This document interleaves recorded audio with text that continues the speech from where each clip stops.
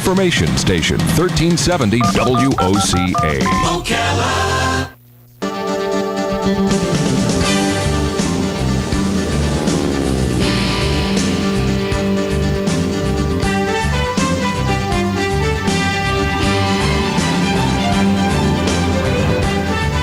All right, 5 minutes after 9 o'clock. It's time for Winging It. This is the show where we learn about flying through the air. Brad Burisma and Josh Verdonk are in the studio. They're both here from Ocala Aviation Flight School, and that is over at the Ocala International Airport. If you have a question about flying or becoming a pilot, they are here to answer that question. The phone number is the WOCA Climate Control Source Hotline, 622-9622. Good morning, guys. Good morning. Morning. How's everything over at the airport? It's busy. You got a fake plane over there right now that the fire department's going to use, right? Yep. Well, we don't, but yes, they have one at the. They have it hooked up to propane. They light it on fire. Have they done it yet, or is it something? Yep. Oh yeah. Yeah. It's something they do every year. They do training for Yeah. it. It's pretty interesting because it's an airplane that has on one side it's an airplane, a low wing with a prop, and on the other side it's a high wing with a jet, and then on really? the tail they've got mock jet engines too, so they can simulate basically any kind of airplane they want with it. Oh, that's cool. That's cool. Yeah. It's pretty interesting. And they got it from a community college in Michigan. Did you know that? I did not. The Kellogg Community College. Now, how did you know that? It's in the news. Oh. You need to watch out with the media. Yeah. I just thought it was cool. It was Kellogg. It's like cornflakes. So when you watch them, I mean, do you? We don't watch You them. don't watch them? You don't watch them? So, No, it's over on the far end of the airport. And so it's not going we to be. actually work. It's not going to be a distraction for somebody trying to land a plane or anything like that. It might be. It was a distraction for me with a student the other. We were taxiing by it and it was on fire, and I was watching as the student was.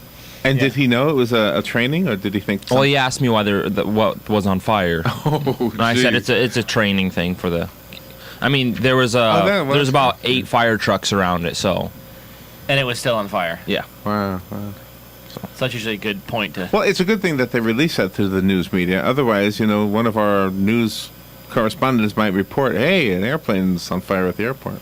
Which would be kind of funny because they'd end up with egg on their face. That's right, Yeah. and it has happened.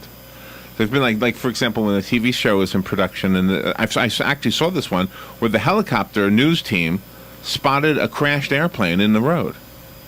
And they were reporting a crashed airplane. We don't have any details, but there's a crashed airplane down there. And they were showing pictures of it. And then you see the talking head go, "Wait, what is that? What? You're kidding. It's a TV show." Yeah, they had the egg on their face live and in color. That's kind of funny, but sad too. Have you had? I mean, do you participate in movie making, TV commercials? Do they hire you to just film? To fly them around so that they can film things? No. It's Ocala. Well, we got some filmmakers here. We got people who make commercials. Well, yeah, but they just have their own thing. No, we actually no. No. That's about all I can say about that. Is no. We stick with small stuff like people that want to go fly and Speaking of which, what, the Discovery flights? Yeah. Yes. Well, you did want to say that many people have been redeeming their holiday, their Christmas. Oh, good. It's really all been Christmas. Huh? go ahead. Their Christmas Discovery flights. Uh-huh. So, and don't forget, you can still buy your Discovery flights. They're not Christmas Discovery flights anymore. Now they can be birthday or Valentine's Day or graduation or whatever. Wow. But a lot of people have been redeeming them, which is good because a lot of times people buy them and they don't use them. We've been having quite a few people redeem them. Do you ever have somebody call you to ask you to write something in the sky for Valentine's Day? No. Can you write something in the sky? No, we don't have the equipment to do that. What they do with that is it's a airplane with a smoke machine on it that they use to draw the stuff. So. And you don't have the And we don't machine? have that, no. We don't have the smoke machines on our airplanes. I bet that would be hard, though. I mean, that looks like it takes a little bit of skill to... I'm sure it takes some practice because it's a 3D thing that you're doing that it only will look great from like pretty much one angle. Yeah. If you're right below it, that won't look nearly as good, I guess. I Right. don't know. Yeah, that's got to be tough. All right, you do have a phone call. Let's go to the phone. Good morning. You're on the air with Josh and Brad. Yeah, good morning, guys. That plane that they're practicing on and with the fire at the airport there, do you know, was that plane hauled there or did they fly that in? Oh no, it's hauled. Like it doesn't actually. It's not an actual plane. It just looks like a plane. Yeah, it came on a flatbed truck. Yeah. Okay. Would somebody like manufacture something like that for practice? Oh yeah, because they don't actually want it on fire. Like it just has pipes going into it to make it appear that it's on fire. Yeah. And it's just actually the propane that's on fire. So yeah, they definitely have to have a special manufacturer so that it doesn't actually burn up. Yeah, or 'cause else it wouldn't do much good. If it was an actual airplane, the aluminum would melt and the airplane would actually burn up and not be reusable. So it's made with, I guess, special fire retardant materials that resist the fire for longer. Yeah. Do we have to pay for that, the taxpayer or the airport, or are those donated, or?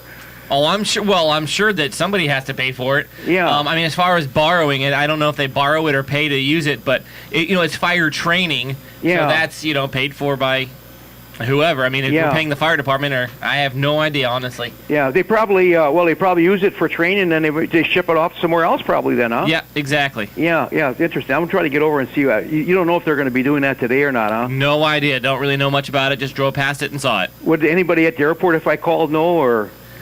I couldn't tell you. I do not know. I probably doubt it. Ocala Fire Rescue is actually who's responsible for it. You would probably call them. Call them, yeah. But there's not really a place where you can hang out and watch it because it's on the side of. When I say it's on the side of the road, I mean you got the road and then the fence for the airport. So it's not like there's a viewing area or anything. Oh yeah.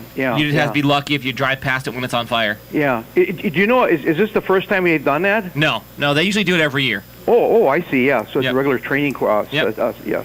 So, okay. Well, thank you very much. Oh, okay. Yeah. Bye now. They used to do it behind the airport. There's like a little training area just on the other side of the airport. At the old fire college. Yep. Right. Yeah.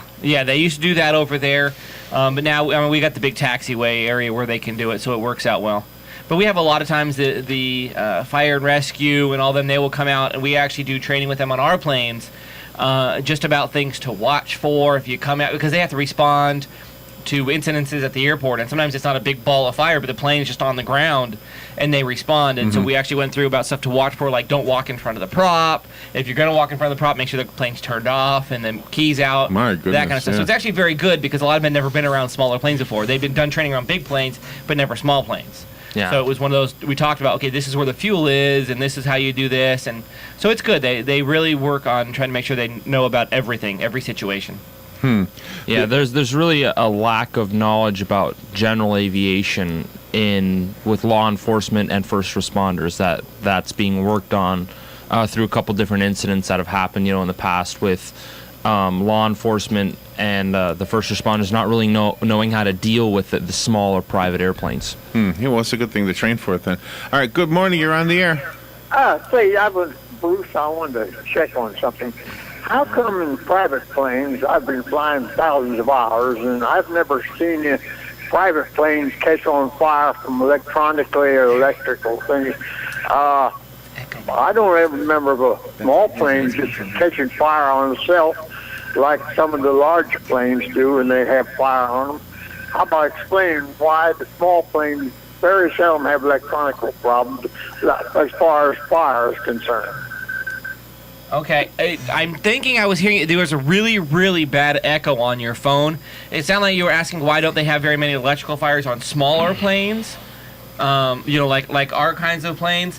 And I mean, as far as compared to a jet or an airliner, I mean, we don't have that much electronics, so to speak, on our plane as they do on a lot of their airplanes. I mean, wouldn't that be about? Yeah, I'd agree with that. You don't have all the systems. There's less electronics to catch on fire, but I have heard of some electrical fires in general aviation aircraft. Generally, what happens is if you get some wires that touch that shouldn't be touching or something like that. Yeah, but it's nothing really usually major. Not usually.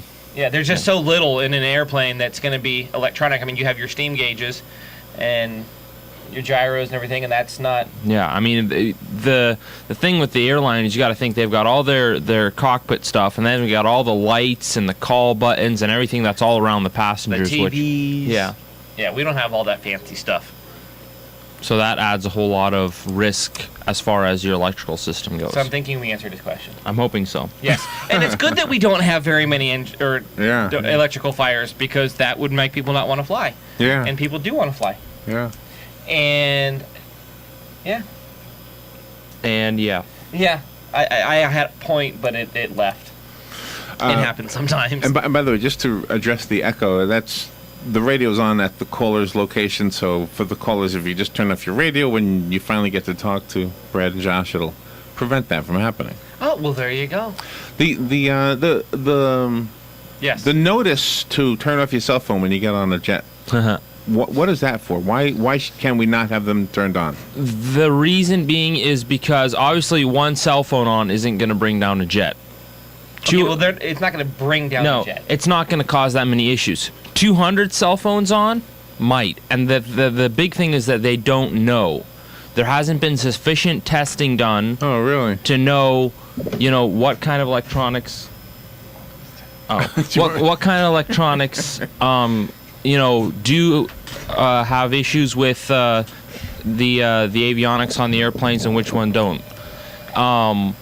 For example, there's actually with a certain type of laptop, I don't know which one it is, and a certain type of cell phone, once again, I don't know which one it is. If you receive a call and hold that cell phone right over a specific point on that computer, the computer will actually shut down. So that's why the airliners are a little bit more cautious about where they're going to be putting or which kind of electronics they're going to allow on the aircraft, because they just haven't done sufficient testing to know.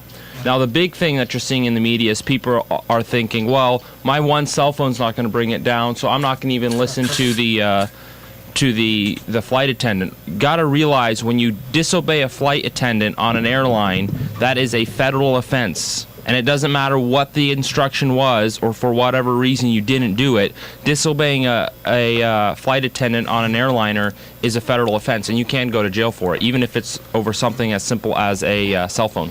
Yes. And speaking from... We've got a caller. We got a caller? Yeah. Okay, well, go Good ahead. morning, you're on the air. Good morning. Good morning, it's Sonny calling. A lot of these big planes, a lot of them are fly-by-wire, number one. Number two, they usually have a fifth engine or a fourth engine, depending on the plane, or third engine, which does nothing but generate power and keep the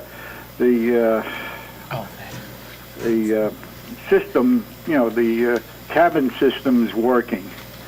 The other thing is, look at the landing gear. You're not going to do that with 12 volts. And regardless of whether it's hydraulic or what, you need motors turning the hydraulic pumps to operate these things. And it's the other thing is all the redundancy involved with the modern aircraft today.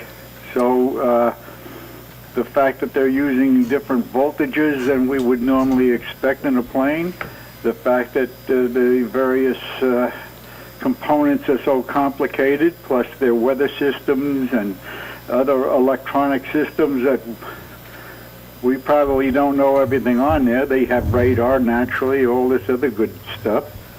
And, there's a lot more to these larger planes than we think. It's almost like a small city with all the wiring and everything involved. And that's how much I know about it, and there probably is a lot more that I can possibly never know.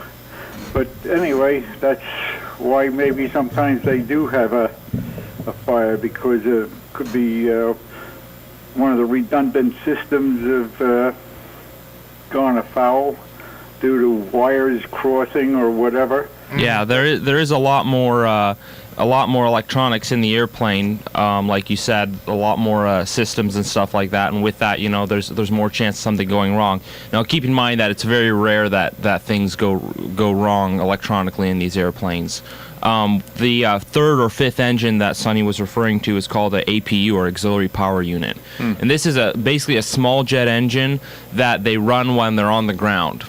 And that powers the air conditions and stuff. Once they get their main engine started up, they actually shut down their APU to save fuel. That's why when you're in a plane and you're taxiing, you'll notice sometimes the AC goes down, like the air blowing on you, it'll stop for a second. And then the engines will start up.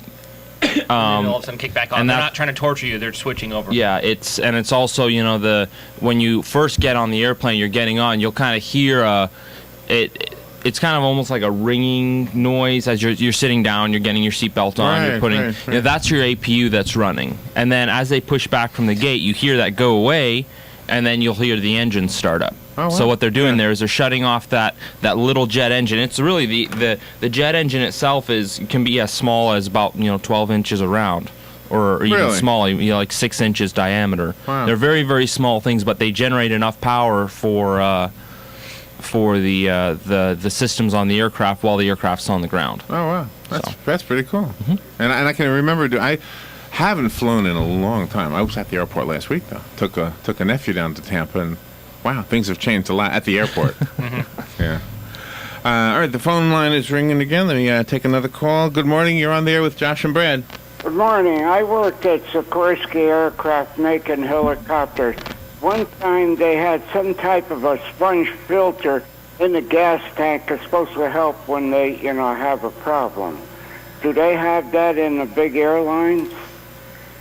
In other words, instead of just the gas in there, they have like a spongy that holds the gas, Huh. I'm not exactly sure. I want to say probably not, because the big problem with that is that it'll hold gas, and when they need to offload more and more fuel, it might cause an issue because it'll be heavier. But to be honest, I have no If you idea. have a fuel contaminant, then you couldn't get it all out. Exactly. So I'm not exactly sure if the larger airplanes have that or not. Yeah, I would think I don't not, know if they put it in all the helicopters, but there was a few there when I was there. They were starting it, All right. I'm retired now, so I don't know what's going on. Huh. I don't know, but that's I know it's a interesting. good question. Yep. I thought I'd throw that question at you. Okay, thank you. Okay. Well, what we do is, they every time you go to fly, you check your fuel. That's part of your pre-flight. You make sure that there's no contaminants in it, there's no water in it. What a lot of people don't realize is we have fuel strainers, and you strain the fuel, you look at it for the contaminants in the water, and the water will actually separate from the fuel. And so you can tell if there's some in there. And it's not like it's half full of water. You just get a little bit of water in there sometimes. How does water get in there? Most time it's where you have condensation. You also have it fueled from the fuel caps, because the fuel caps are on the tops of the wings on all our planes. Mm-hmm. Actually, I think I'm pretty much on every plane they're on the top. I mean, as far Well, as it depends, yeah. yeah, they're most time on the top. And so every once in a while, if the cap isn't put on right, or if you have a faulty seal, you get a little bit of water in there. Yep. So what we do at the beginning of each day and after every time the airplane's been fueled is we actually have a little cup that we sample the fuel out of the tanks at different areas of the airplane, and we examine that, make sure that it's clear, and then we return it to the tank if it's clear, and if not, Actually, we not discard clear. it. Blue. Well, not clear, but blue and clear of contaminants. I got you. Yes, the aviation gasoline, known as 100 low lead, is a light bluish color and has kind of a sweet smell to it. Yes. So, And Really? Josh, what color is jet fuel? jet fuel is clear, Okay. and That's why I said make sure it's not clear. yeah. Sometimes jet fuel might even have a little bit of a goldish look to it, depending on Really? Yeah, but it'll smell like kerosene. And then basically what jet fuel is, it's highly refined kerosene. Which kind of explains why it almost smells kerosene-ish, like around Kennedy Airport. The only one I'm really familiar with. So. Yep. Huh. Brad wasn't here, but Josh taught me what visible moisture is. It's a cloud. Yeah. Isn't that what Yeah. you use the expression visible moisture? Was over my head. Basically moisture that's visible. Yeah, Cloud, it's a fog. cloud. Yeah. So and the reason that comes to mind is because if you got water in the tank, and you knew, well, let's say you knew that the lid was off or whatever. I mean, you would avoid clouds, I would think, right?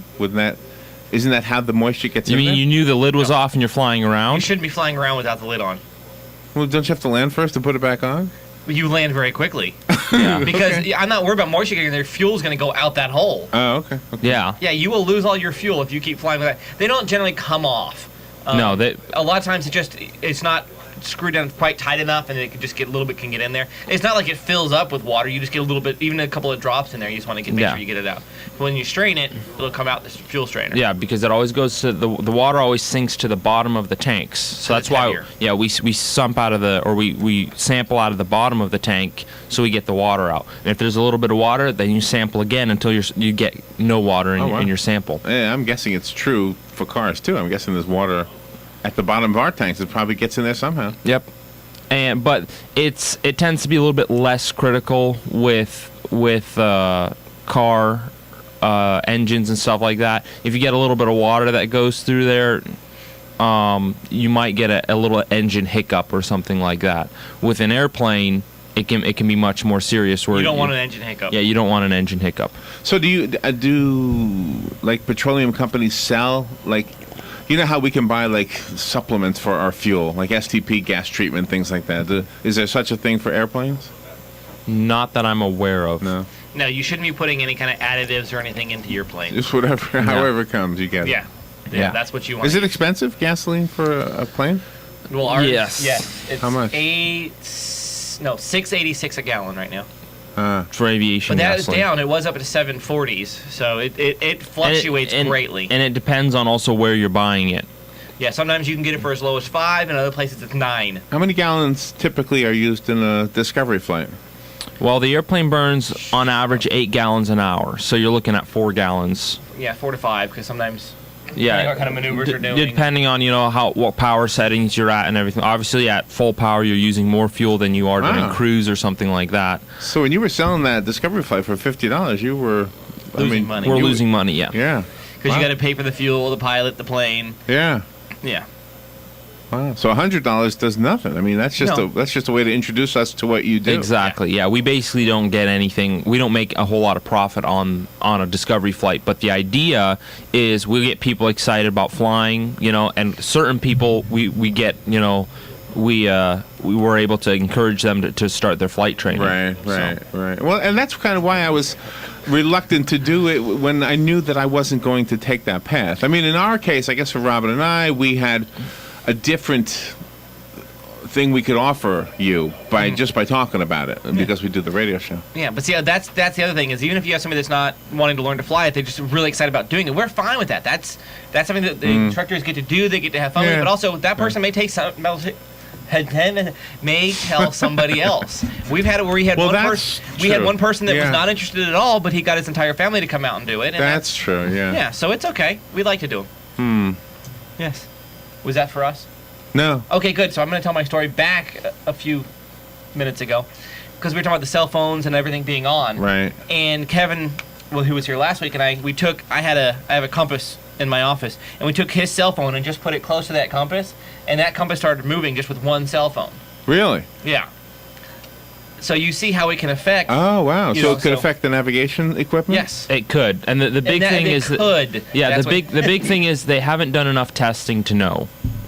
So would you rather be able to be on your cell phone and not know if you're going to be safe, or just turn it off? Yeah, exactly. right. I mean, it's just a small thing to ask. Hey, turn off your electronic devices during taxi, takeoff, and landing. That's not a real big thing to ask. Right. Also, it aids in the passenger situational awareness, and what I mean by that is if you're playing Words with Friends, all right, on landing, and something happens and they need to evacuate the airplane.